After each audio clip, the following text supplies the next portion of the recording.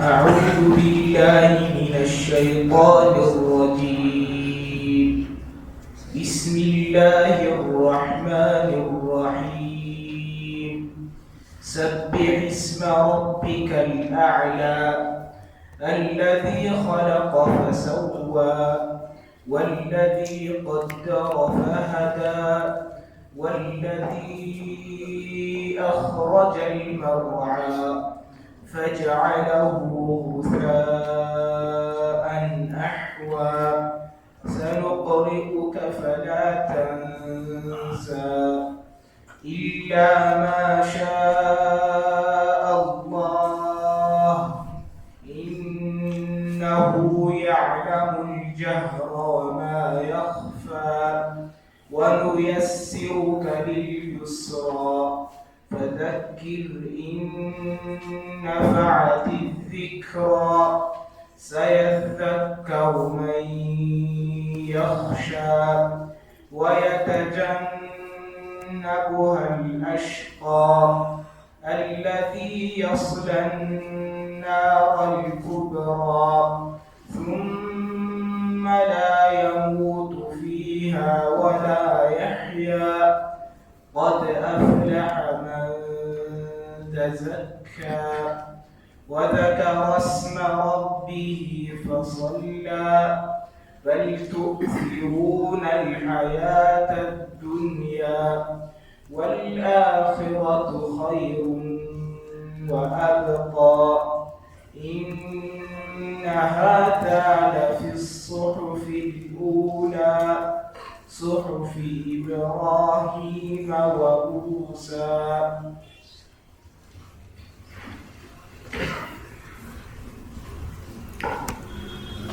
أعوذ بالله السميع العليم من الشيطان الرجيم من همزه ونفخه ونفثه. بسم الله الرحمن الرحيم. اللهم علمنا ما جهلنا وذكرنا ما نسينا وزدنا علما ينفعنا وانفعنا بما علمتنا. اللهم اغفر لنا ولوالدينا ولمشايخنا ولجميع المسلمين والمسلمات. اللهم اجعل القرآن العظيم ربيع قلوبنا ونور صدورنا وجلاء أحزاننا وذهاب همومنا وغمومنا برحمتك يا أرحم الراحمين. بلغ እንግዲህ የሱረቱ አልአዕላን ማብራሪያ ትርጓሜ ወይም ትርጉም ለማየት ሞክረናል። በተወሰነ እስከ ግማሽ አካባቢ እስከ 7ኛው አንቀጽ ድረስ ያለውን ትርጉም በአላህ ፈቃድ አይተናል ማለት ነው። ዛሬ ደግሞ ከዛ በማስከተል የቀሩትን አንቀጾች ለማየት እንሞክራለን። ወቢላሂ ሱብሓነሁ ወተዓላ ተውፊቅ። ቃለ አላሁ ተባረከ ወተዓላ ወኑየሲሩከ ሊልዩስራ ፈዘኪር ኢን ነፈዐት ዚክራ سيذكر من يخشى ويتجنبها الأشقى الذي يصلى النار الكبرى ثم لا يموت فيها ولا يحيا إلى آخر الآيات. قديم الله سبحانه وتعالى لنبي عليه الصلاة والسلام سنقرئك فلا تنسى إن قرآنا عند التانب النذر قاهلا الناس نببهلا فلا تنسى أنتم دقمو الترسون بلو በዚህ የዋለላቸውን ውለታ ቁርአንን እንዳይረሱ በማድረግ ለማስተላለፍ እንዲችሉ የሱን ወህይ ለሌሎች ማድረስ እንዲችሉ አላህ Subhanahu Wa Ta'ala ልባቸው ውስጥ እንደሰበሰበላቸው በዚህ አያ ተናገረ። ኢላ ማሻ አላህ የሻው ሲቀር አለና ኢነሁ ያዕለሙል ጀህረ ወማ የኽፋ እሱ አላህ Subhanahu Wa Ta'ala ግልጽንም ነገር ያውቃል ወማ የኽፋ የሚደበቅን ሽሽግ የሆነንም ነገር እንደዚሁ ያውቃል ብሎ ተናገረ። ከዛም በኋላ በማስከተል እንዲህ አለ ወኑየሲሩከ እናገራሃለን ሊልዩስራ ቀላልና ገር ለሆነችዋ መንገድ እናገራሃለን። ፈዘኪር አስታውስ ኢን ነፈዐት ዚክራ ማስታወስ ጠቃሚ ከሆነች አስታውስ፣ ማስታወስን የምትጠቅም ከሆነች አስታውስ እንደማለት ነው። ሰየዘከሩ ይገነዘባል ባንተ ግሳጼ ባንተ ማስታወሻ ያኒ ሰየዘከሩ ይገሰጻል መን የኽሻ የሚፈራ የሆነ ሰው አላህን የሚፈራ የሆነ ሰው ይገሰጽበታል። ወየተጀነቡሃ ይችን ምክር ደግሞ ይርቃታል አልአሽቃ እድለቢስ የሆነው መናጢ የሆነው ሰው ደግሞ ያንተን ተግሳጽና ምክር ይርቃታል። አለዚ የስለ ናር አልኩብራ ይሄ እድለቢስ የተባለው አለዚ ያ ነው የስለ ናረ አልኩብራ ታላቋን እሳት የሚገባባት የሆነው ثم لا يموت فيها ከዚያም በዛች እሳት ውስጥ አይሞትም መሞት አይችልም ወላ يحيى ትርጉም ያለው ህይወትም አይኖርም قد أفلح በርግጥም ድኗል ወይም የሚፈልገውን በማግኘት ከሚፈራው ተጠብቋል من تزكى ነፍሱን ያጠራ የሆነው ሰው وذكر اسم ربه የጌታውንም ስም ያወሳ የሆነ ፈሰላ እንደዚሁም ሰላትንም የሚሰግድ የሆነው ሰው በርግጥም ከሚፈራው ተጠብቆ የሚፈልገውን ነገር አግኝቷል ይባላል በል تؤثرون الحياة الدنيا በእውነቱ ምድራዊ ህይወትን ታስበልጣላችሁ ትመርጣላችሁ والآخرة خير መጪዋ ዓለም አኺራ በላጭ ሆና ሳለ ወአብቃ እንደዚሁም ቋሚና ቀሪ ሆና ሳለ እናንተ ጠፊ የሆነችዋን ጊዜያዊ የሆነችዋን ምድራዊ ህይወት ታስበልጣላችሁ إن هذا ይሄ ሁሉ ተግሳጽ ይሄ ሁሉ ምክር ለፊ الصحف الأولى በቀደምት መጽሐፍቶች ውስጥ ይገኛል صحف إبراهيم وموسى በኢብራሂምና በሙሳ መዛግብት ወይም መጽሐፍት ውስጥ ይኸው ምክር ይኸው ተግሳጽ ይገኛል ብሎ አላህ Subhanahu Wa Ta'ala ተናገረ ማለት ነው طيب ከዚህ በፊት ይህችን ምዕራፍ መጀመሪያ ስንጀምር እንዳየነው ምዕራፏ በዋናነት ሶስት አበይት ጉዳዮችን እንደምትዘረዝር እንደምትዳስስ አውቀናል የመጀመሪያው ነገር ምንድነው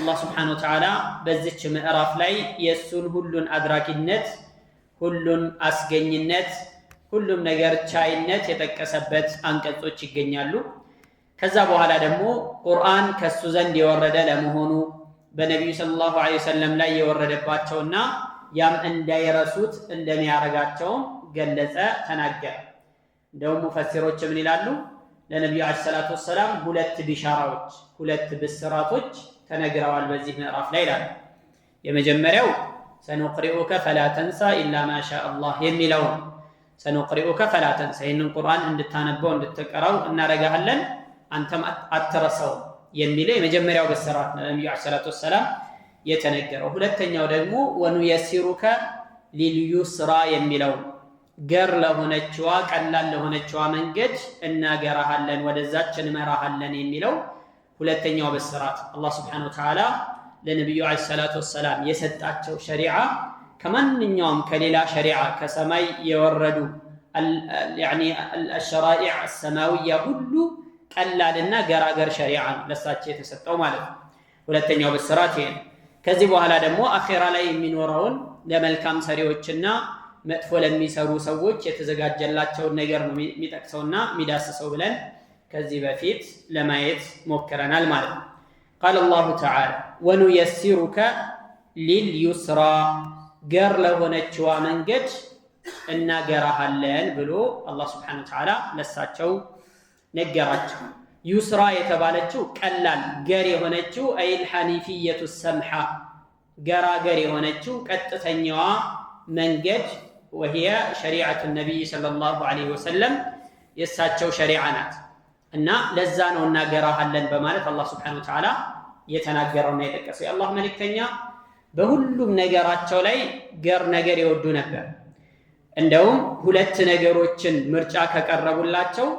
ኢላ اختار ايسرهما ከሁለቱ ነገሮች ቀለል ያለውን ነበር የሚመርጡ የነበር ማለም ይኩን ኢስማን ወንጀል እስካልሆነ ድረስ ሁለት ነገሮች ምርጫ ከቀረቡላቸው ከሁለቱ ቀለል የሚለውን ነበር የሚመርጡት ወንጀል ከሆነ ግን ከማንንም የበለጠ ከዛ ነገር የራቁ ይሆናሉ ማን ያላህ መልእክተኛ ሰለላሁ ዐለይሂ ወሰለም ይሄ በብዙ ሐዲሶች ላይ የተገለጸ ነው እንደውም ህዝቦቻቸውንም በዚሁ አዘዋል اعملوا فكل ميسر لما خلق له ስሩ ግድ የለም ሁሉም ሰው ለተፈጠረለት ነገር የተገራ ነው በማለት ተናግረዋል አንደኛ ሐዲስ ላይ ሌላ ሐዲስ ደግሞ في حديث ابي هريره فانما بعثتم ميسرين ولم تبعثوا معسرين የተላካችሁት መልእክተኛ የተላከላችሁ ወይም ለሌሎች ህዝቦች የተላካችሁት አግራሪዎች ሆናችሁ ነው እንጂ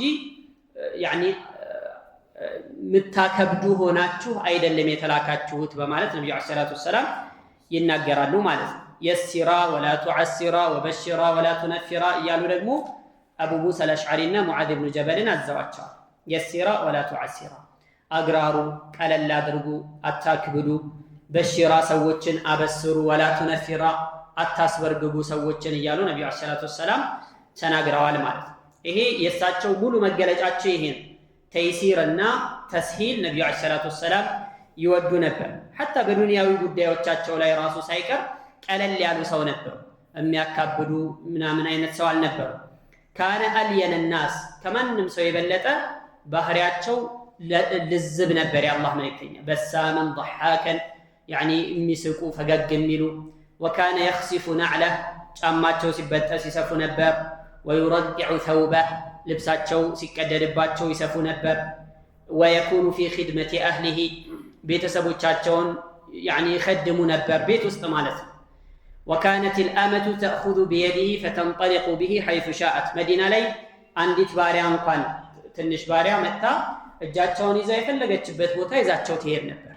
ጉዳዩን ሳይፈጽሙላት ሓጃዋን ሳያወጡላት ነቢዩ ዓለይሂ ሰላቱ ወሰላም አይመለሱ ነበር። አንድ ሰውን ከጨበጡ ያ ሰው ራሱ እስኪለቃቸው ድረስ አይለቁት ነበር የአላህ መልእክተኛ። ይህን ያክል ገራገር ነበሩ። ፈቢማ ረሕመትን ሚነላሂ ሊንተ ለሁም ወለው ኩንተ ፈዘን ገሊዘል ቀልቢ ለንፈዱ ሚን ሐውሊክ፣ በአላህ ስብሓነሁ ወተዓላ እዝነትና ረሕመት የተነሳ ለእነሱ ለዘብክላቸው ገራህላቸው ይላል ለተከታዮች። ወለው ኩንተ ፈዘን ገሊዘል ቀልቢ፣ ደረቅና ልበደንዳና ብትሆን ኖሮ ለንፈዱ ሚን ሐውሊክ፣ ከዙሪያህ በተበተኑ ነበረ በማለት አላህ ስብሓነሁ ወተዓላ ይናገራል ማለት ነው ስለሳቸው ባህሪ። ሐታ ምግባቸውን በተመለከተ ወፊ ጠዓሚሂ ካነ ሰለላሁ ዐለይሂ ወሰለም ላ የሩዱ መውጁደን ወላ የተከለፉ መፍቁደን፣ ቤት ውስጥ የሌለን ነገር ካላመጣችሁ ብለው አያስቸግሩ፣ ያለውንም አይመልሱም። ምግብ ሲቀርብላቸው ይሄ እንደዛ ሆነ እንደዚህ ሆነ ብለው በጭራሽ አያነውሩም ምግብን። ፈኢን ዓፈት ነፍሱሁ ሸይአን ተረከሁ ሚን ገይሪ አን ዩነፊረ ሚንሁ ገይረሁ፣ በቃ ደስ ካላቸው ይበሉታል፣ ደስ ካላላቸው ይተውታል እንጂ ምንም አይነት ምግብን አነውረው አያውቁም። አነስ ብኑ ማሊክ እንደውም ምንድን ነው የሚለው? ከደምቱ ነቢይ ሰለላሁ ዐለይሂ ወሰለም 10 ሲኒን፣ የአላህን መልእክተኛ 10 ዓመት ከድሜያቸዋለሁ፣ ለ10 ዓመት አገልግያቸዋለሁ። ከ10 ዓመት ውስጥ አንድም ቀን እንኳን ያደረኩትን ነገር ለምን አደረክ፣ ያላደረኩትን ነገር ለምን ሳታደርግ ብለውኝ አያውቁም የአላህ መልእክተኛ በጭራሽ ብሎ 10 ዓመት አስቡት እንግዲህ 10 ዓመት አይደለም 2 ቀን እንኳን አብሮ መኖር ዛሬ ላይ ከባድ ነው። በቃ የሚያጋጭ ነገር ብዙ ነው። ግን ነብዩ አለይሂ ሰላቱ ወሰላም ካነ ያዕፉ ወየስፋህ፣ ያልፉ ይቅርታ ይሉ ስለነበረ የአላህ መልእክተኛ ገር ጸባይ ነበሩ። አብሮ ለሚኖራቸው ሰው በጣም ምቹ ነበሩ። ሩበማ ናመ ዐለ ልፊራሽ አው ዐለ ልሐሲር አው ዐለ ኒጣዕ፣ አንዳንዴ ያኒ ምንጣፍ ካለ ምንጣፍ ላይ የተኛሉ፣ ወይም ደግሞ ሰሌን ላይ የተኛሉ፣ መሬትም ላይ ሊተኙ ይችላሉ። አው ናመ ዐለ ልአርድ አው ዐለ ሰሪር፣ በተገራው ነገር ነበር የሚኖሩት ነቢዩ አለይሂ ሰላቱ ወሰላም። መዓ አነሁ ረሱሉን ሙዐዘም፣ ትልቅ ቦታ ያላቸው ከማንም የተሻሉ ከመሆናቸውም ጋር ግን ራሳቸውን በፍጹም አያካብዱም ነበር። ካነ ነቢዩ ሰለላሁ ዐለይሂ ወሰለም ሰምሐን ኢዛ ባዐ፣ ሰምሐን ኢዛ እሽተራ፣ ሰምሐን ኢዛ እቅተዳ፣ የአላህ መልእክተኛ ቢሸጡም ቢገዙም ቢያበድሩም ቢበደሩም ገራገር ነበሩ። እንደውም አንድ ሐዲስ ላይ ረሒመ ላሁ እምረአን ሰምሐን ኢዛ ባዐ፣ ሰምሐን ኢዛ እሽተራ ወኢዛ እቅተዳ፣ አላህ ስብሓነሁ ወተዓላ ይዘንለት፣ ሲሸጥም ገራገር የሆነ ለቀቅ እያደረገ የሚሸጥ፣ ሲገዛም ገራገር የሆነ የማይጨቃጨቅ የሆነ ሰው። ወኢዛ እቅተዳ፣ ያበደረውንም ነገር ሲጠይቅ እንደዚሁ ማያከብድ የሆነ ገራገር የሆነን ሰው አላህ ይዘንለት ብለው ነቢ ሰለላሁ ዐለይሂ ወሰለም ተናግረዋል። ይሄ እንግዲህ ወኑየሲሩከ ሊልዩስራ የሚለው አንዱ ማሳያና መገለጫ ነው ማለት ነው። በሐዲታቸው ምን አሉ? ኢነ ሚን አሐቢኩም ኢለየ ወአቅረቢኩም ሚኒ መጅሊሰን የውመ አልቂያማ፣ እኔ ዘንድ ከሁላችሁም የበለጠ በጣም ተወዳጁ የቅያማም ቀን ደግሞ ከማናችሁም የበለጠ ወደ እኔ ቀረብ ብሎ የሚቀመጠው አሐሲኑኩም አኽላቀን፣ ባህሪው ያማረ የተስተካከለ የሆነ ሰው ነው። አልሙወጠኡነ አክናፈን፣ ጎናቸው የሚረገጥ የሆኑ ልዝብ የሆኑ ለሰው ምቹ የሆኑ ሰዎች። አለዚነ ያእለፉነ ወዩእለፉን፣ ከሰው ጋር የሚግባቡ ሰው የሚለምዳቸው የሆኑ ሰዎች የቅያማ ቀን ከማንም የበለጠ እኔ ዘንድ ቀረብ ያሉና ከሁሉም የተሻለ ቦታ የሚኖራቸው ናቸው በማለት ነብዩ ሰለላሁ ዐለይሂ ወሰለም ይናገራሉ። ማለት እንደዚህ ገራገር ነበር። ወኑየሲሩከ ሊልዩስራ፣ በባህሪም በተግባርም በሸሪዓም ሳይቀር ገር ለሆነችዋ መንገድ አላህ Subhanahu Wa Ta'ala አግርቷቸዋል መርቷቸዋል እንደማለት ነው። የሲሩከ ሊልዩስራ የሚለው ይህን ሁሉ ማዕናዎች በውስጡ የሚያካትትና የሚይዝ የሆነ ነገር። طيب ወኑየሲሩከ ሊልዩስራ አላህ Subhanahu Wa Ta'ala ይህን ሸሪዓ ገር እንዳደረገው ቀላል እንዳደረገው ማሳያ የሚሆኑ ብዙ የቁርአን አያዎች አሉ። እንደ ማሳያ منها قوله سبحانه وتعالى لا يكلف الله نفسا إلا وسعها الله سبحانه وتعالى نفسا كأقمى بلاي آياس قددات بعثت على الحنيفية السمحة إلى قلال يهونتشونا قطتنيا بهونتشوا من قال لي تلاكوت يعني لا يكلف الله نفسا إلا وسعها مالت الله شريعة لي نفسا يسول لج كأقمى بلاي بفتو ما يسجدد لمثالي صل قائما قومه سجد قومه مسجد ካልቻልክ ከታመንክ فقاعده ቁጭ ብለህ ስገድ ይሄንንም ካልቻልክ ደግሞ በጎንህ ገደም ብለህ መስገድ ትችላለህ ብለው ተናግረዋል። ما جعل عليكم في الدين من حرج በዲን ውስጥ እናንተን የሚያስቸግር የሚከብድ ነገር ምንም አልደነገገባችሁም ይላል። ما يريد الله ليجعل عليكم من حرج الله سبحانه وتعالى በእናንተ ላይ ከባድ ነገር ሊደነግግባችሁ አይሻ። እንደዚሁም ደግሞ አንድ ሰው ቢቸገር ለምሳሌ حرام ነገር በክት መብላት حرام ነው። ለምሳሌ አንድ ሰው ቢቸገር ከዚህ ከበክት ውጪ ሌላ ምንም አይነት ምግብ ባያገኝ በቃ حرام ነውና ሩሑ እስኪወጣ ይጠብቅ አይባል። ለምሳሌ فمن اضطر في مخمصة برهاب የተቸገረ የሆነ ሰው غير متجانف لإثم فإن الله غفور رحيم يعني ለወንጀል የተዘነበለ ሳይሆን ከዚህ ከበከተ ነገር ቢበላ አላህ Subhanahu Wa Ta'ala መሃሪና አዛኝ የሆነ ጌታ ነው በማለት ይናገራል። ይሄ እንግዲህ ሸሪዓ ማሳያ ነው። ይሄ بعمومه بأكمله በጠቅላላ ገር ነው ማለት بعثت على الحنيفية السمحة የሚለው ይህንን ያስይዛል ይህንን ያስረዳናል ማለት ነው። ونيسرك لليسرى فذكر إن نفعت الذكرى على اسكتلو فذكر استوس إن نفعت الذكرى ما استوس ጠቅሞ ከሆነ ማስታወስህ የሚጠቅም ከሆነ አስታውስ ማለት ነው። طيب ይሄ እንግዲህ إن نفعت الذكرى የሚለውን ብዙ አይነት ትርጓሜ ሰጥተውታል። ከዛ መካከል አንዱ ኢን ሸርጥያ አድርገው إن نفعت الذكرى ማስታወስህ ጠቃሚ ሆኖ ከተገኘ ባንተ ማስታወስ የሚጠቀሙ ሰዎች ልባቸውን ክፍት አድርገው የሚሰሙ ልባቸውን ክፍት አድርገው ይህን ነገር ወደ ተግባር ለመቀየር አስበው የሚሰሙ ባንተ ምክር የሚመከሩ ሰዎች ካሉ ምክር የሚል ትርጉም አለ። فذكر إن نفعت الذكرى شرطية كونش مالت ሌሎች ደግሞ ምን አሉ? አይ فذكر إن نفعت الذكرى ማለት አይ وإن لم تنفع ማለት ነው። على حد قوله تعالى وسرابيل تقيكم الحر سرابيل تقيكم بأسكم እንደሚለው አንዳንድ ጊዜ ቁርአን ላይ ሁለት ነገር ተቃራኒ ነገሮች ኖረው አንዱ ብቻ ጎን ተነግሮ ሁለተኛው ሳይነገር ይተዋል። ኢክቲፋ ይባላል። فذكر إن نفعت الذكرى ማስታወስህ የሚጠቅም ከሆነ አስታውስ ባይጠቅምም አስታውስ የሚል በውስጥ አዋቂነት አለ ብለው ያስቀምጣሉ። እዚህ ጋር ሰዎች ከምክር አንፃር ለሶስት ይከፈላሉ። አንዳንዶቹ ምክሩ የሚጠቅማቸው ቀጥዓን የሚጠቀሙበት የሆኑ ሰዎች አሉ፣ ሙእሚኖች ናቸው እነሱ። ሁለተኛ ደግሞ ምክር ጭራሽ የማይጠቅማቸው የሆኑ ሰዎች አሉ። በቃ ሙዕሪድ የሆኑ ሙካቢር የሆኑ ጭራሽ ቢነገራቸው በሌላ እየተረጎሙ ወደ ሌላ የሚወስዱት የሆኑ ሰዎች ደግሞ አሉ። እነዚህ በፍጹም በምክሩ አይጠቀሙበትም። ምናልባት ሁጃ ለማቆም የአላህን Subhanahu Wa Ta'ala መልእክት እነሱ ጋር ለማድረስ ካልሆነ በስተቀር ይመለሳሉ ተብሎ የማይታሰቡ ሰዎች አሉ። ሶስተኛዎቹ ደግሞ ሙህተሚል የሆኗል ሊጠቀሙበትም ላይጠቀሙበትም የሚችሉ ሰዎች አሉ። طبعا ሰዎችን ሁኔታቸውን በማየት ገጽታቸውን በማየት ይሄ ሰው ምክሩ ይጠቅማል ይሄ ሰው ደግሞ ምክሩ አይጠቅመውም ብሎ መወሰን አይቻልም። አላህ Subhanahu Wa Ta'ala ሂዳያ የሚባለው በአላህ እጅ ነው። ማን ይመራ ማን አይመራ አላህ ብቻ ነው የሚያውቀው።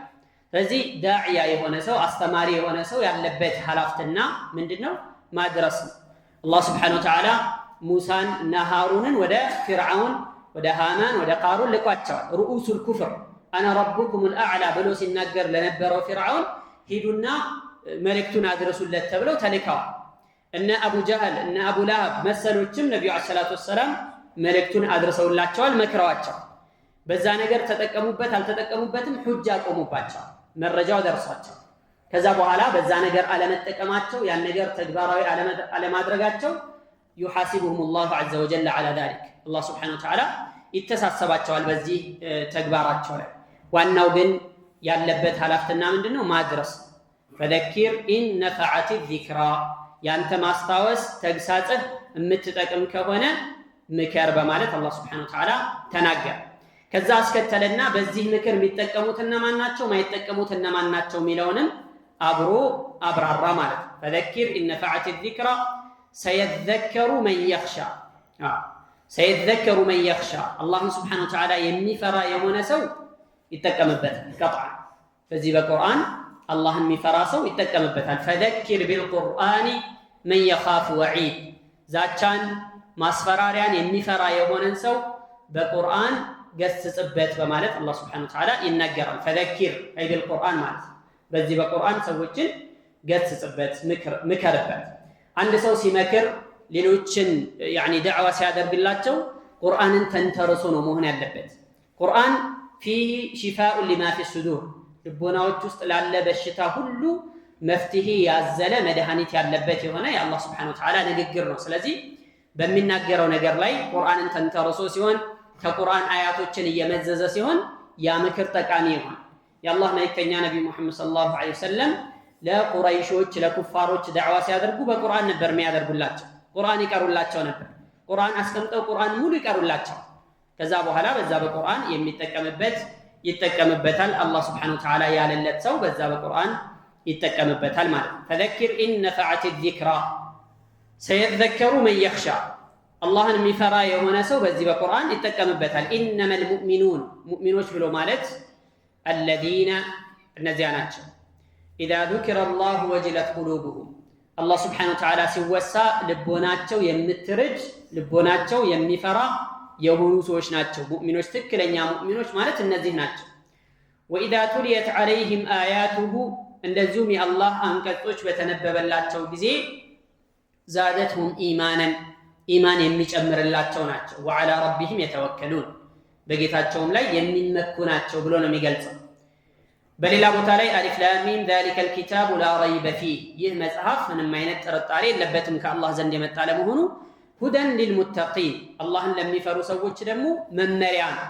አላህን ለሚፈሩ ሰዎች ወደ ቀጥተኛው መንገድ መሄጃና ወደ ቀጥተኛው መንገድ መመሪያ ነው ብሎ ነው የሚገልጸው ማለት ነው።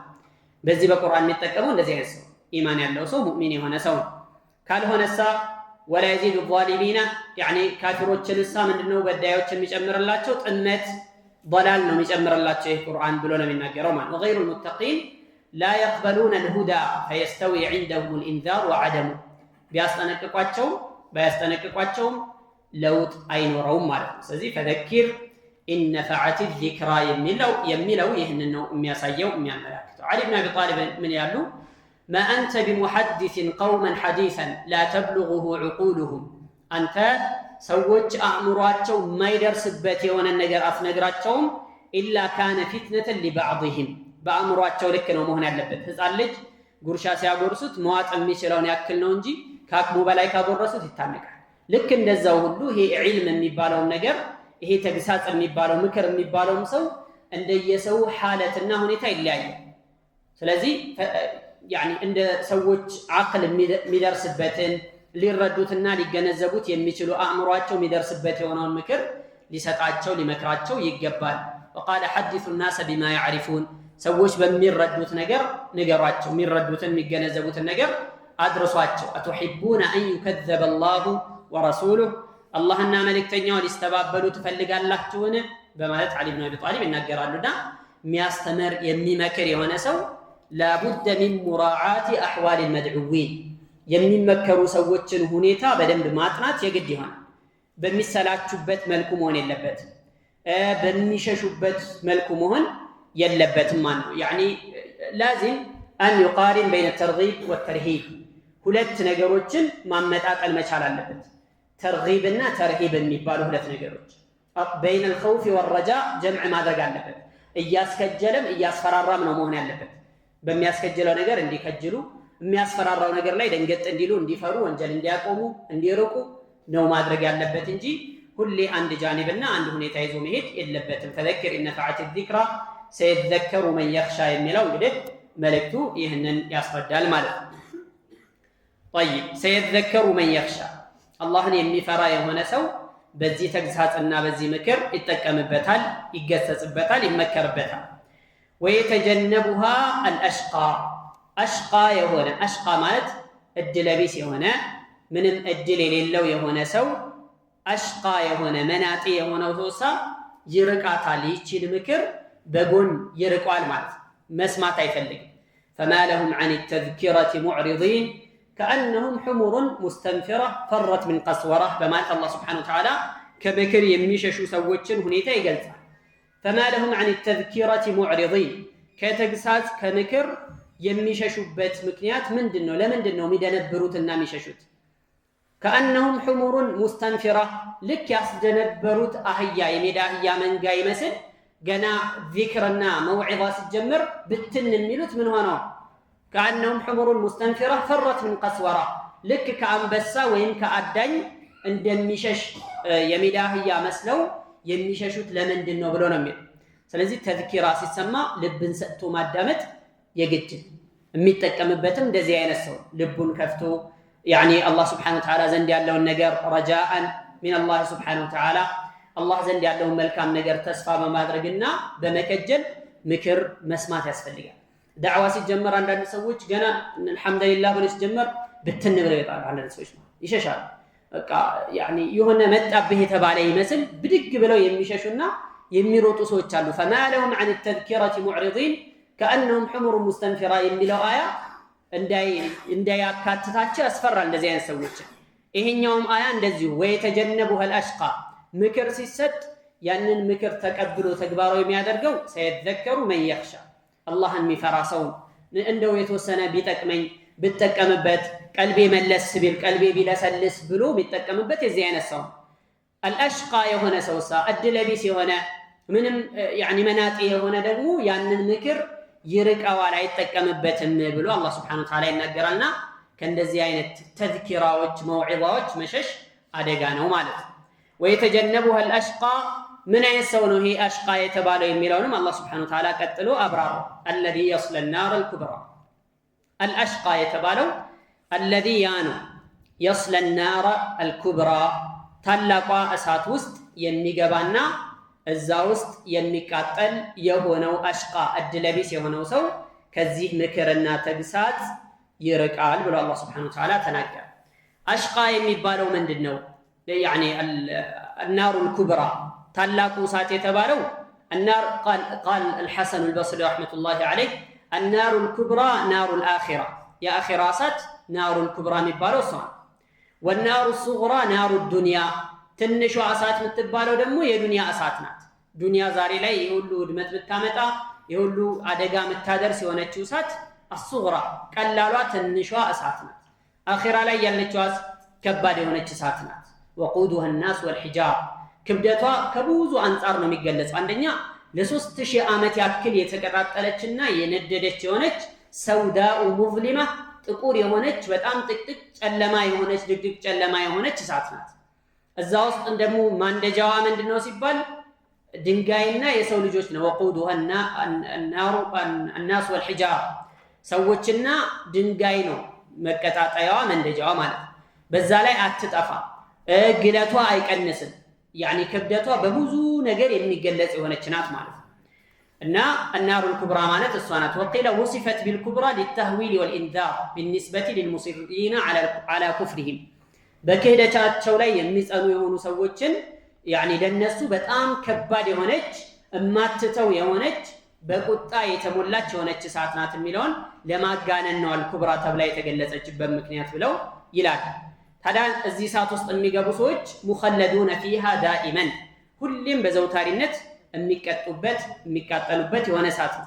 ላ የሙቱነ ፈየስተሪሑን ሞተው እፎይ አይሉም፣ ሞተው يعني አይገላገሉትም። ወላ يخفف عنهم من عذابها ከቅጣቷም ደግሞ ትንሽ ቀለል የማይደረግላቸው ወሊዛ يقول الله تبارك وتعالى لا يموت ثم لا يموت فيها ولا يحيا በዛች እሳት ውስጥ ገብቶ لا يموت فيها ሞት የሚባል ነገር የለም፣ ولا يحيا ህይወትም እንደዚሁም አይኖረውም በማለት አላህ Subhanahu Wa Ta'ala ይገልጻል። لا يقضى عليهم فيموتوا ولا يخفف عنهم من عذابها كذلك نجزي كل كفور لا يقضى عليهم فيموتوا እዛ ውስጥ እንዳይሞቱ አይፈረድባቸውም፣ የሞት ፍርድ አይሰጣቸውም። ወላ ዩኸፈፉ ዐንሁም ሚን ዐዛቢሃ ከቅጣቷን ደግሞ ትንሽ ቀለል አይደረግላቸው። ከዛሊከ ነጅዚ ኩለ ከፉር ከሃዲን በሞላ በዚህ መልኩ እንቀጣዋለን በማለት አላህ ሱብሓነሁ ወተዓላ ይናገራል። በሌላ አያ ላይ ምን አለ? ኩለማ ነضጀት ጁሉዱሁም ቆዳቸው በከሰለችና በተቃጠለች ቁጥር በደልናሁም ጁሉደን ገይረሃ ሌላ ቆዳ እንቀይርላቸዋለን። ልክ እንደ እባብ ኖሮ ሲያረጅ ቆዳውን ይቀይራል፣ ወደ አዲስ ቆዳ ይመለሳል። የጀሃነም ሰዎችም ሀከዛ እንደዚሁ በእሳት ነደው ቆዳቸው ሲከስም ሌላ አዲስ ቆዳ አላህ ሱብሓነሁ ወተዓላ ያመጣላቸዋል። ለምን? ሊየዙቁል ዐዛብ ቅጣቱን እንዲቀምሱ በማለት ማለት ነው። ወላ የዙሉ ዐንሁሙል ኢሕሳስ የሚገርመው ደግሞ አንዳንዶች ምን ብለው ነበር? ጀሃነም ውስጥ ለረጅም ጊዜ ከመቃጠላቸው የተነሳ እሳቱን ይላመዱታል ብለው የተናገሩ ነበሩ። ላ የዙሉ ዐንሁሙል ኢሕሳስ ይሄ ስሜታቸው የመሰቃየት የቃጠሎ የህመሙ ስሜት በፍጹም አይወገድላቸውም፣ አይለምዱትምም ጭምር ማለት ነው። እና ዘውታሪ የሆነ ቅጣት ነው፣ እረፍት የለውም። እንደውም ሞት ይመኛሉ፣ እንሙት ብለው ይጠይቃሉ፣ ይለምናሉ። ፈላ ያሕሱሉ ለሁም ይህንን ማግኘትን አይችሉም። ወሁም ላ የኽሩጁነ ሚነ ናሪ አበደን ኩለማ አራዱ አን የኽሩጁ ሚንሃ ከእሳት መውጣትን በተመኙ በፈለጉ ቁጥር ምን ገሚን ከጭንቀት የተነሳ ኡዒዱ ፊሃ እዛው ውስጥ ይመለሳሉ። ወዙቁ ዐዛበ አልሐሪቅ እንደዚሁም የሚያቃጥል የሆነውን ቅጣት እንዲቀምሱ ይደረጋሉ በማለት አላህ ሱብሓነሁ ወተዓላ ይናገራል። ወናደው ያ ማሊኩ ሊየቅዲ ዐለይና ረቡከ ቃለ ኢነኩም ማኪቱን እንደውም ማሊክን ይጠሩትና ማሊክ ማለት የጀሃነም ዘበኛ ጠባቂ ነው። ማሊክ ሆይ ይሉታል። በቃ እንደዚህ ከሰምን፣ ደከምን፣ ተሰቃየን፣ እባክህን ጌታን ለምንልን፣ ጌታ እንዲገለን እንዲወስንብን የሞት ፍርድ እንዲያስተላልፍብን ጠይቅልን ብለው ይጠይቁታል። ቃለ ኢነኩም ማኪቱን ጀሃነም ገና እንደገቡ የጀነት ሰዎችም ጀነት እንደገቡ የጀሃነም ሰዎችም ጀሃነም እንደገቡ ይጠራሉ አሉ ነብዩ አለይሂ ሰላቱ ወሰላም። ፈየሽረኢቡነ ፈየንዙሩን ብቅ ብለው ወጥተው ይመለከታሉ። የጀነት ሰዎችም ያ አህለል ጀና ይባላሉ፣ ይወጣሉ፣ ያያሉ። ወያ አህለል ናር የእሳት ሰዎች ሆይ ተብለው ይጠራሉ፣ ይወጡና ይመለከታሉ። ሀል ተዕሪፉነ ሃዛ ይባላሉ። ሞት የቂያማ ቀን ልክ በበግ ሙክት ተመስሎ ይመጣል አለ ነብዩ አለይሂ ሰላቱ ወሰላም። ልክ እንደ በግ መስሎ ይመጣል። ከዛ በጀነትና በጀሃነም መካከል ይደረግና ይህን ታውቁታላችሁ እንዴ ተብሎ ይጠይቃል። አዎ ይሄማ ሞት ነው፣ ሁላችንም በሱ በኩል ነው ያለፍነው፣ ሁላችንም እናውቀዋለን ብሎ ይላል። ከዛ እዛ ጀነትና ጀሃነም መካከል ላይ ይታረዳል አሉ ነብዩ አለይሂ ሰላቱ ወሰላም። ከዛስ ፈያ አህለል ጀና የጀነት ሰዎች ሆይ ኹሉዱን ፈላ ሞት ከዛሬ ወዲህ ሞት የሚባል ነገር የለም፣ ሞቷል ራሱ ጠፍቷል ማለት ነው። ወያ አህለል ናር የእሳት ሰዎች ሆይ ኹሉዱን ፈላ ሞት እናንተም ብትሆኑ ከዛሬ ወዲህ ሞት የሚባል ነገር የለም፣ ሞቷል ራሱ ተብሎ ይነገራቸዋል። የዛን ቀን ደስታ የሚገድል ቢሆን ወይም ሞት ቢኖር ኖሮ የጀነት ሰዎች በደስታ በሞቱ ደግሞ በቃ ተስፋ መቁረጥና ማዘን መተከዝ ቢገድል የዛኔ እነዛ የጀሃነም ሰዎች በሞቱ ነበር ብለው ነብዩ አለይሂ ሰላቱ ወሰላም ይናገራሉ። ጀሃነም ማለት ቀላል አይደለም፣ በጣም ከባድ የሆነ ነገር፣ በጣም ከባድ የሆነ ቅጣት፣ ማንም የሚለመድም የሚቻልም ነገር አይደለም እና ከዛ የሚጠብቅ የሆነ ነገር መስራት የግድ ነው ማለት ነው። ኢነሁ መን የእቲ ረበሁ ሙጅሪመን ጌታው ዘንድ አመፀኛ፣ መናጢ፣ ክፉ፣ ካፊር፣ ከሃዲ የሆነ የሚመጣ የሚገናኝ ሰው ፈኢነ ለሁ ጀሃነም ለሱ ጀሃነም አለችለት። ላ የሙቱ ፊሃ ወላ ያሕያ በውስጧ አይሞትምም፣ ወላ ያሕያ ህያውም አይሆንም።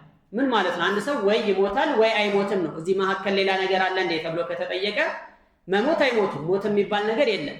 ጠይብ ወላ ያሕያ የሚለው ደግሞ ህያው የማይባሉ ህይወት ያላቸው የማይባሉ ህይወት የሚባል ትርጉም ያለው ኑሮ የማይኖሩ ከሞት ያልተሻለ ኑሮ ነው የሚኖሩት ማለት ነው። ይሄ ደግሞ ህይወት አይባልም። ለዛ ነው ወላ ያሕያ ብሎ ያለ። አላህ ቁርአን ላይ ምን ያለ በሱረቱ ኢብራሂም ላይ ወየእቲሂ ልመውቱ ሚን ኩሊ መካን ወማ ሁወ ቢመይት ሞት በየአቅጣጫው ከየቦታው ሞት ይመጣበታል። የጀሃነም ውስጥ የገቡ ሰዎች ትንሿ ነገር ለሞት የምታበቃና የምትገድል ነበረች ሞት ቢኖር ኖሮ ማለት ነው። ግን መሞት አይችልም። ወማ ሁወ ቢመይቲን መሞት አይችሉም ብሎ አላህ ሱብሓነሁ ወተዓላ ይናገራል ማለት ነው። ጠይብ ይሄ ኩፋሮችን በተመለከተ እዛ ውስጥ በቋሚነት ሁሌም የሚቀጡ ሰዎችን በተመለከተ ነው።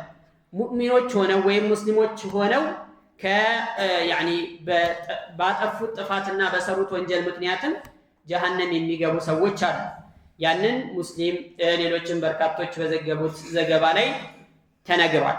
ምንድነው የሚለው ሐዲሱ ላይ حتى إذا فرغ الله من القضاء بين عباده وأراد أن يخرج من النار من أراد أن يرحم ممن كان يشهد أن لا إله إلا الله الله سبحانه وتعالى جهنم كجبنا لا إله إلا الله محمد رسول الله بلو يمسكروا ينبروا مسلموች ሊያዝንላቸው ሲፈልግና ሊያስወጣቸው ሲፈልግ أمر الملائكة أن يخرجوهم መላእክቶች እንዲያወጧቸው ያዛል። ከዛም ይሄዳሉ ጀሃነም ውስጥ ሲፈልጓቸው فيعرفونهم بعلامات آثار السجود ጀሃነም ሲገቡ የሱጁድ ምልክት ያዩባቸዋል። ፊታቸው ምልክት يعني ይሰግዱ ነበር لا إله إلا الله محمد رسول الله ይሉ ነበር፣ ግን ወንጀሎችን በመስራታቸው ከሽርክ ውጭ አለ ማለት ወንጀሎችን በመስራታቸው ምክንያት ጀሃነም እንዲገቡ የተደረጉ ሰዎችን ሄደው አውጧቸው ተብለው ይታዘዙና ሄደው ሲፈልጉ በሱጁድ ምልክት ያውቋቸዋል። طيب ዱንያ ላይ አይሰግድ የነበረ ሰው በምን ይታወቃል? ምልክቱ እዛ ላይ እንኳን ድንገት ቢገባ እንኳን ሰውየው የሱጁድ ምልክቱ ከጀሃነም ለመውጣት ሰበብ ይሆናል እየተባለ የማይሰግድ የነበረ እዚህም እድል አያገኝም እንደማለት። طيب ከዛ በኋላ فيعرفونهم بعلامات آثار السجود قال وحرم الله على النار أن تأكل من ابن آدم أثر السجود الله سبحانه وتعالى ከሰው ልጅ ላይ ሙስሊም የሆነን ሰው እሳት የሱጁድ አካሎቹን እንዳትበላበት እርም አድርጓል። የሱጁድ አካሎችን እሳት አታጠቃቸው ማለት ነው። እና قال فيخرجونهم قد امتحشوا በጣም ክስም ብለው ያወጧቸዋል። فيصب عليهم من ماء يقال له الحياة የሚባል يعني ውሃ አለ፣ እሱን ያፈሱባቸዋል። ከዛም فينبتون ይበቅላሉ እንደገና ከስመው ከነበረበት ቦታ ወይም ደግሞ አካላቸው እንደዛ ከነበረ በኋላ እንደገና እንዲያንሰራሩ ይሆናሉ። نبات الحبة في حميل السيل በጎርፍ ፍሳሽ ላይ እንደሚበቅል አንዲት ፍሬ يعني ጎርፍ የሚሄድበት ቦታ ላይ አንዲት ፍሬ የሆነ እህል ነገር ማለት ነው ትበቅላለች። ጠንካራ ሳትሆን يعني ሙልተዊያ ሆና ትበቅላለች ብለው ነብዩ ሰለላሁ ዐለይሂ ወሰለም ነገራሉ። قال ويبقى رجل مقبل بوجهه إلى النار አንድ ሰው ብቻ ይቀራል በፊቱ ወደ እሳት ዞሮ የቆመ ሰውዬ ማለት ነው።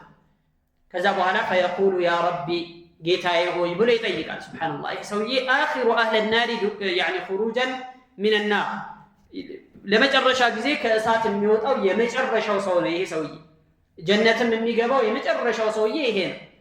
ከዛ እንዲህ ይላል ጌታዬ ሆይ قد قشبني ريحها የዚች የጀሃነም يعني ትንፋሿ ንፋሷ በጣም يعني መርዞኛል። واحرقني ذكاؤها እንደዚሁም ሐራራዋ ግለቷም እንደዚሁ ያቃጠለኝ ነውና እባክህ فاصرف وجهي عن النار ፊቴን ከእሳት ዘወር አድርግልኝ ብሎ ይለምናል። ከዛም በኋላ فلا يزال يدعو الله فيقول ከዛ አላህን አሁንም ደጋግሞ አላህን ይለምናል። ከዛ አላህ እንዲህ ብሎ ያናገረዋል لعلي إن أعطيتك ይሄን እሺ ብለህ ምናልባት እኮ አንተ أن تسألني غيره ሌላም ጭማሪ ትጠይቀኝ ይሆናል ብሎ ይላል። قال لا وعزتك لا أسألك غيره በኃያልነትህ በልቅናህ እምላለሁኝ ይሄን ብቻ አድርግልኝ፣ እንደው ከእሳት ፊቴን ብቻ ዘወር አድርግልኝ፣ ግለቱ ትንፋሹ ምኑ እያሰቃየኝ ስለሆነ ሌላ ነገር በጭራሽ አልጠይቅህም ብሎ ለአላህ ቃል ይገባል። قال فيصرف وجهه عن النار ከዛም አላህ Subhanahu Wa Ta'ala ፊቱን ከእሳት ዘወር ያደርግለታል፣ ፊቱን ወደ ጀነት አቅጣጫ እንዲዞር ያደርጋል። قال ثم يقول بعد ذلك يا رب قربني إلى باب الجنة ይቆይና አላህ Subhanahu Wa Ta'ala ላይ መቼም ተስፋ አይቆረጥም። ጌታዬ ወይ እባክህን ወደ ጀነት በር ብቻ ትንሽ ጠጋ አድርገኝ ብሎ ይጠይቃል። ቅድም ምን ብሎ ነበር? ምንም ሌላ ነገር አልጠይቅም፣ ፊቴን ብቻ አዙርልኝ፣ ሌላ ምንም አልፈልግም ብሎ ነበር። ከዛ አሁንም ወደ ጀነት እባክህ ጌታዬ ወደ ጀነት በር ቀረብ አድርገኝ ብሎ ይጠይቀዋል።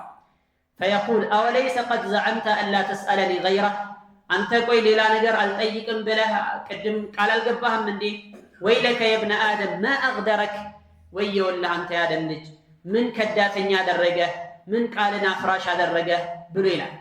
فلا يزال يدعو ሰውየው አሁንም እባክህ ጌታዬ በኃያልነት በልቅና ይሁንብህ እያለ ይማጸናል። አላህን Subhanahu Wa Ta'ala ይለምናል። ከዛ አላህም ረሂም ነው ቸር ነውና ምን ይለዋል? لعلي إن أعطيتك ذلك طيب ይሄን ብሰጥህ ሌላ አትጠይቀኝም፣ ይሄ የመጨረሻህ ነው፣ ሌላ ነገር አትጨምርም ብሎ ይላል። فيقول لا وعزتك ኧረ በጭራሽ ይሄን ካገኘውማ ምን ፈልጋለሁ ሌላ ይላል። ሱብሃንአላህ وعزتك በልቅና ይሁንብኝ ሌላ ምንም አልጠይቅም ብቻ ወደ ጀነት በር ብቻ ቀረብ አድርገኝ ብሎ ይላል። እዛ አላህ ወደ ጀነት በር ቀረብ ያደርጋል። ከዛ የጀነት ሰዎች ደስታቸውን ቅንጦታቸውን ምናቸውን ሁሉ ሽታውን ሁሉ ይሰማል። እዛ ውስጥ ያለውን ኒዕማ ሁሉ ያያል ይመለከታል። ከዛ አሁንም የተወሰነ ጊዜ ይቆይና አሁንም አያስችለው ፈየስኩቱ ማሻ አላሁ አን የስኩት የተወሰነ ጊዜ ይቆይና ያ ረቢ አድኺልኒ ጀና ጌታዬ ሆይ እባክህ ጀነት አስገባኝ።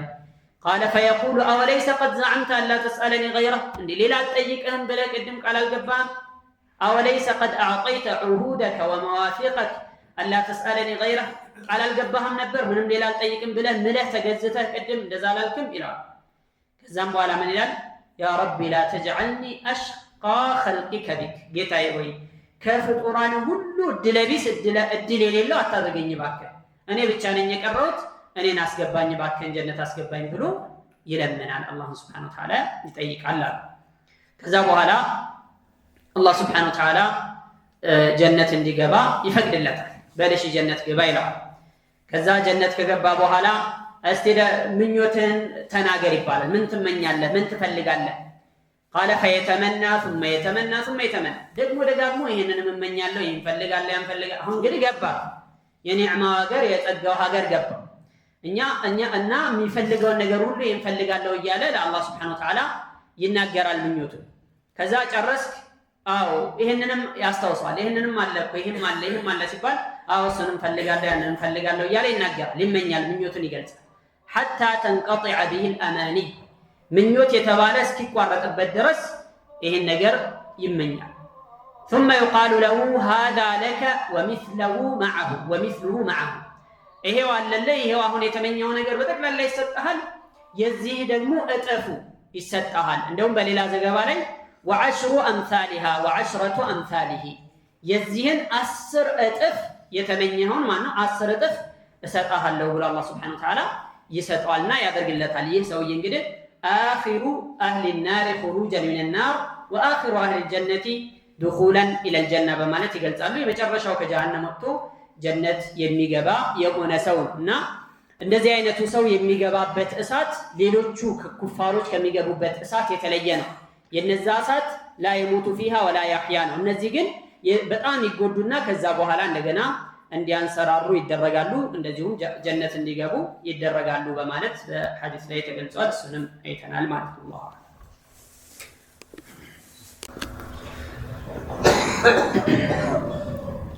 ከዚህ በኋላ አላህ Subhanahu Wa Ta'ala በምክሮች የሚጠቀሙ የሆኑ ሰዎች የሚያገኙትን መልካም ነገር አኺራ ላይ የተዘጋጀላቸውን መልካም ነገርና እድል ተጠቀሰ ማለት ነው። فقال تعالى قد أفلح من تزكى وذكر اسم ربه فصلى نعم قد أفلح برقتم የሚፈልገውን ነገር በማግኘት ከሚፈራው ነገር ተጠብቋል። ምን አይነት ሰው? من تزكى ራሱን ያጠራ የሆነ ሰው قد فاز وربح من طهر نفسه ራሱን ያጠራ ሰው ከምንድነው ራሱን ሊያጠራ የሚችለው ሲባል ከልብን ከሚያቆሽሹ ልብን ከሚያበላሹ ነገሮች በጠቅላላ ራሱን ያጠራ። ልብን ከሚያቆሽሹና ከሚያበላሹ ነገሮች ዋነኛው ከባዱ ቫይረስ ሽርክ ነው። قد أفلح من تزكى ራሱን ያጠራ ሰው በእርግጥም ድኗል። የሚድነው ከምን ሲያጠራ ነው? ራሱን ከሽርክ ነው በዋናነት ማለት ነው። ونقاها من الشرك እንደኛው በዋናነት ሽርክ ነው። والظلم ومساوئ الأخلاق ከበደልና ከመጥፎ ባህሪያቶች ከመጥፎ ነገሮች በጠቅላላ ራሱን ያጠራ የሆነ ሰው በእርግጥም ድኗል በማለት አላህ Subhanahu Wa Ta'ala ተናገረ። እንግዲህ ብዙ ቦታ ላይ ከዚህ በፊትም ያለፉ አያዎች ላይ እንዳየነው እንደዚሁም ደግሞ በርካታ ሐዲሶችም ላይ እንደተገለጸው ነፍስን ማጥራት ነፍስን ጠሃራ ማድረግ ንጹህ ማድረግ ግዴታ የቂያማ ቀን የሚድነውም ሰው የዚህ አይነቱ ሰው يوم لا ينفع مال ولا بنون إلا من أتى الله بقلب سليم طيب كمن يعني نفس كشرك يترى ሲባል በተውሂድ ያሳመረና ያነጸ የሚል ደግሞ በመቃቢሉ እናገኛለን ማለት ነው። ተውሂድን በመያዝ ከሽርክ በመራቅ ራሱን ያጠራ የሆነ ሰው በእርግጥም ድኗል ተርፏል። وذكر اسم ربه የጌታውንም ስም ያወሳ የሆነ فصلى እንደዚሁም ደግሞ የሰገደ የሆነ ሰው يعني أفلح ድኗል የዚህ አይነቱ ሰው በማለት አላህ Subhanahu Wa Ta'ala ይናገራል ማለት وذكر اسم ربه እንግዲህ ፈላህ ላይ ከሚያደርሱ ድህነት ላይ ከሚያደርሱ ነገሮች አንዱ ምንድነው አላህ Subhanahu Wa Ta'ala ማውሳት ዚክርን ማብዛት ነብዩ አለይሂ ሰላቱ ወሰለም ምን ብለዋል አንድን ባሪያ አንጃለሁ من عذاب الله ከአላህ ቅጣት እጅግ ሊጠብቀውና ሊያተርፈው የሚችል እንደ ዚክር የለም በማለት ተናግረዋል ዚክርን ማብዛት ራስን ከጀሃነም ለመጠበቅ يعني ሁነኛ መፍትሄ ነው ማለት ዚክር ሲባል ምን አይነት ዚክር ነው ሙጥለቅ ዚክር ومقيد يعني ومقيده ሙጥለቅ የሆነው ሙቀየድ የሆነው ዚክር ለምሳሌ اذكار الصباح والمساء የጧትና የማታ ዚክሮች يعني ወደ እንቅልፍ ሲሄድና يعني ሲተኛና ከእንቅልፉ ሲነሳ የሚባሉ ዚክሮች ቤት ሲገባ ሲወጣ መስጂድ ሲገባ ሲወጣ እነዚህ ሁሉ ዚክሮችን የሚያበዛ ከሆነ ፈላህ ላይ ይደርሳል ማለት ቀላል የሆነ ዒባዳ ምንም የማይከብድ ዒባዳ ብሎ ማለት ዚክር ምንም يعني ልፋት የማይጠይቅ የሆነ ከሰውነት አካላችን መካከል ምንም የማይደክመው ማለት ምላሳችን በምላሱ ዚክር ለማለት በጣም ቀላል የሆነ ግን አላህ Subhanahu Wa Ta'ala ዘንድ እጅግ ተወዳጅ ትልቅ ደረጃ የሚያደርስ የሆነ ዒባዳ ማለት ዚክር ለዛ ነው قد أفلح من تزكى ነፍሱን ያጠራ ሰው በእርግጥም ድኗል ብሏል ስለዚህ ከሽርክ ራስን ማጥራት ከቢድዓ ራስን ማጥራት ከኹራፋት ራስን ማጥራት እንደዚሁም ከመጥፎ ባህሪያቶች ከመጥፎ መገለጫዎች ከመጥፎ ስነ ምግባር በተቀላላ ራስን ማጥራት يعني ለመዳኛ መንገድ ነው ማለት ሰው ከአላህ ጋር የሚኖረው ግንኙነትን በተመለከተ ሰው ከሌሎች ሰዎች ጋር በዙሪያው ካሉት ሰዎች ጋር በተመለከተ ከራሱ ጋር በተመለከተ እነዚህ ነገሮች ይመለከታል አላህ Subhanahu Wa Ta'ala በተመለከተ የሱን ሐቅ መጠበቅ በሱ ላይ አለማጋራት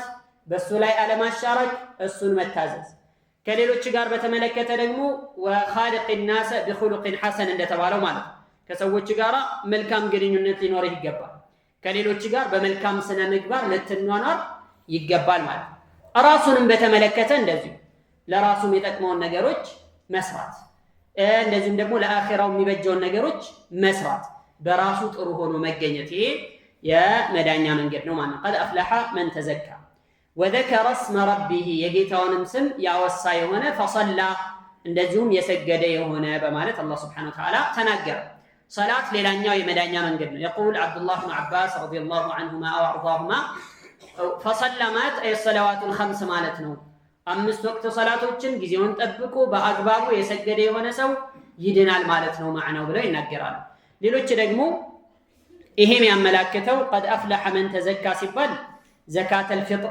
የሰጠ የከፈለ የሆነ ሰው ረመዳን ላይ ማለት ነው زكاة الفطر የሰጠ وذكر اسم ربه የጌታውን ስም ደግሞ ያወሳ ማለት የዒድ ተክቢራዎችን የሚያደርግ الله اكبر الله اكبر الله اكبر يعني ተክቢር ተህሊል የመሳሰሉትን አዝካሮች የሚል فصلى ما ደግሞ صلاه العيد የሰገደ ማለት ነው يعني በቅደም ተከተል ማለት زكاة الفطر ይሰጣል ተክቢራ ያደርጋል ከዛ በኋላ صلاه العيد ይሰግዳል እንደዚህ አይነቱ ሰው ይድናል ማለት ነው ትርጉሙ ብለው በዚህ መልኩ በጣም በርካቶቹ ፈስረውታል አቡ ሰዒድ አልኹድሪ ይህንን በዚህ መልኩ ፈስረውታል አቡ العاليه ምን ብለዋል ይህንን በተመለከተ ان اهل المدينه لا يرون صدقه افضل منها كزكاه الفطر የበለጠ ሰደቃ የመዲና ሰዎች የሚያውቁት የላቸውም ብለውታል يعني زكاه الفطر ከሰደቃ አይነቶች ሁሉ በላጭና ትልቁ ነው እንደማለት والماء ومن سقايه الماء እና ውሃ ማጠጣት ለሌሎች ማለት ነው ይሄ ትልቅ ሰደቃ እንደሆነ ይናገራሉ አላየሃል ይሄንን በዚህ አይነት መልኩ በሁለት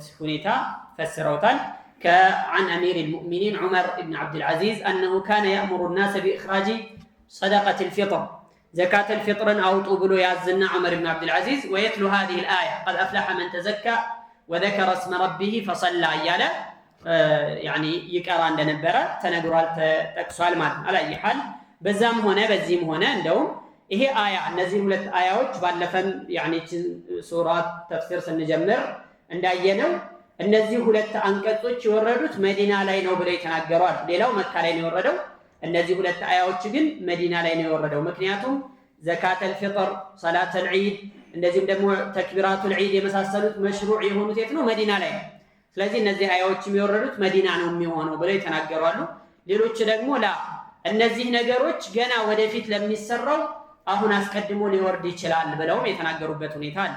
ለምሳሌ ሰዩህዘሙል ጀምዑ ወይወሉነ ዱቡር የሚለውን አያ በተመለከተ ያኒ የካፊሮች ህብረት ይበታተናል ጀርባ ሰጥተውም ይሸሻሉ የሚለውን አያ በተመለከተ ምን ለማለት እንደተፈለገበት የቱኛው ጀማዓ የቱኛው ህብረት እንደሆነ አላውቅም ነበር ይላል ዑመር ኢብኑ ኸጣብ።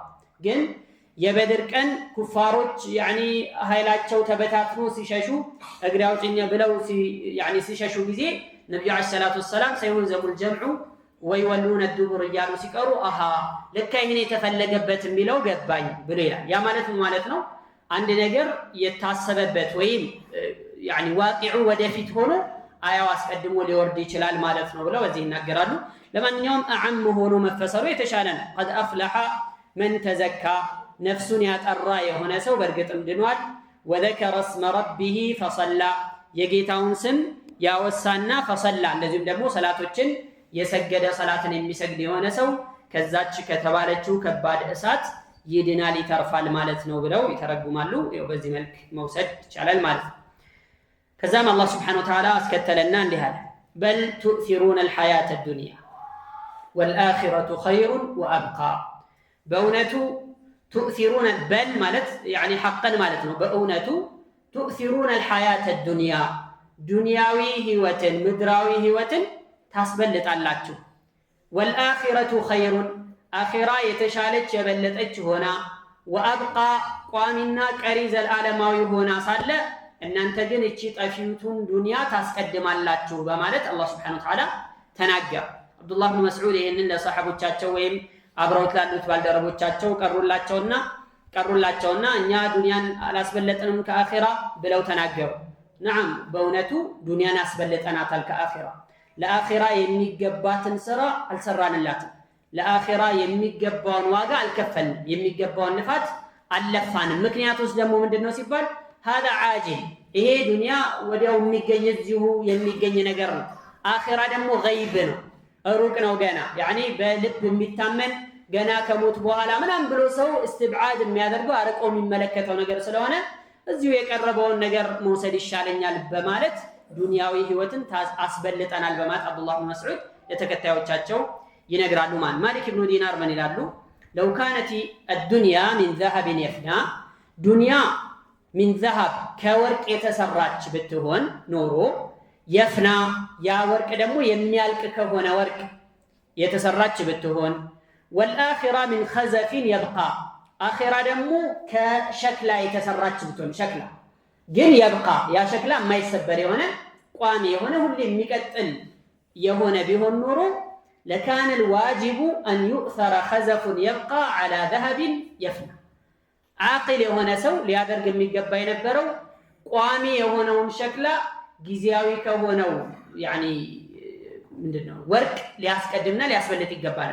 ያ ማለት ማለት ዱንያ ማለት ወርቅ ብትሆንና ምታልቅ ብትሆን አኺራ ደግሞ እንደው ምንድነው ይሄ ሸክላ ሆና ማያልቅ ማይሰበር ሁሌም ቋሚ ቢሆን ኖሮ ሊሆን የሚገባው ቋሚውን ነገር ልንመርጥና ልናስበልጥ ነበር የሚገባው። ግን በተቃራኒው ዱንያ ሸክላ ሆና የምትሰበር ያውም የማትቆይ ሸክላ ሆና አኺራ ደግሞ የሚቆይና የሚዘወትር ወርቅ ሆኖ እንዴት ሊሆን ነው? ያኛውን ማስበለጥ የለብንም እንዴ በማለት ማሊክ ኢብኑ ዲናር ይናገራል። ዱንያ ማለት ጊዜያዊ ለተወሰነ ጊዜ የሚቆይበት የኮንትራት ሀገር እንጂ ሁሌም የሚኖር የለም። ማን ነው እስቲ አለ የተባለ ባለስልጣን ሊሆን ይችላል፣ ባለሀብት ሊሆን ይችላል፣ አዋቂ ሊሆን ይችላል። ምንም አይነት ሰው ፊት ከነበረ ጀምሮ ዛሬ ድረስ በጣም ብዙ ቆየ ከተባለ 60 70 80 ዓመት ቢኖር ከዛ በኋላ ወደ አፈር ነው የሚሄደው። ከዛ በኋላ አኺራ ግን ቋሚ ነው። ሞት የሚባል የሌለበት የሆነ ዘላለማዊ ህይወት ኢማ ፊል ጀና ወኢማ ፊል ናር። ስለዚህ አኺራን ልታስበልጡ ይገባል። በል ቱእሲሩነ الحياة الدنيا والآخرة خير وأبقى አኺራ የተሻለ ቋሚና ያኒ የበለጠ ሆኖ ሳለ እናንተ ግን ዱንያን ታስቀድማላችሁ ታስበልጣላችሁ በማለት አላህ Subhanahu Wa Ta'ala ተናገረ ማለት ነው። بل تؤثرون الحياة الدنيا والآخرة خير وأبقى إن هذا لفي الصحف الأولى يهتكساس يهمكر በቀደምት ሱሑፍ ማለት መዛግብት ወይ መጽሐፎች ማለት ነው። በእነዛ ውስጥ ተዘግቦ ያለ ነው። ይሄው ምክር ራሱ እዛ ውስጥ ይገኛል። ኢማም الطبري رحمة الله عليه إن هذا يميلو كذبتي كنبرو أراد تنكتوش إنه بمالت ينن ترجيح يا رجال أراد تنكتوش الزملي يجنيالو الصحف الأولى قدمت بهنو مصحفتوش ውስጥ የሚገኛሉ صحف إبراهيم وموسى በኢብራሂምና በሙሳ صحف በእነሱ መዛግብትና መዝገቦችም ላይ የሚገኝ ጥንታዊ የሆነ ምክር ነው ማለት ይሄ ኢስላም የሚባለው ነገር ጁዙሩል ኢስላም في الرسالات السابقة ግንዱ ፊትም በነበሩ ሸሪዓዎች እንኳን ሳይቀር መዛግብቶች እንኳን ሳይቀር የነበረ ነው ማለት ይሄ ቁርአን መጣና የበለጠ ተንትኖ አስፋፍቶ አስከጅሎ አስፈራርቶ አመጣውና ነው እንጂ አስሉ መሰረቱ ፊት የሚገኝ እንደነበረ ነው ማለት ይሄ ሱሑፍ ኢብራሂም ወሙሳ የተባለው ለምሳሌ ሙሳ አለይሂ ሰላም ተውራት ተሰጥቷቸዋል ኦሪት ማለት ነው ይሄ ሱሑፍ የሚባለው ግን ከዛ ከተውራት ውጭ ነው የተወሰኑ ገጾች ያሉት የሆነ መልእክቶች የሰፈሩበት የሆነ ነገር ነው ለኢብራሂም ለሙሳ ተሰጥቷል ለኢድሪስ ለሺት ለመሳሰሉት ነብያቶችም እንደተሰጡ ዑለማዎች ይናገራሉ ማለት ነው እና እነዚህ ምክሮች ፊትም ከነበሩ ነብያቶች የተገኙና ከነሱ የመጡ እንደሆኑ ይገልጻሉ አላህ Subhanahu Wa Ta'ala በሰማነው እንጠቀም ያደርገን ቁርአንን ፋህምና ተደብር አላህ ይስጠን ኻቲማችን አላህ ያሳምርልን ጀነት ከሚገቡና ከጀሃነም ከሚርቁ ሰዎች አላህ ያደርገን ወሰለላሁ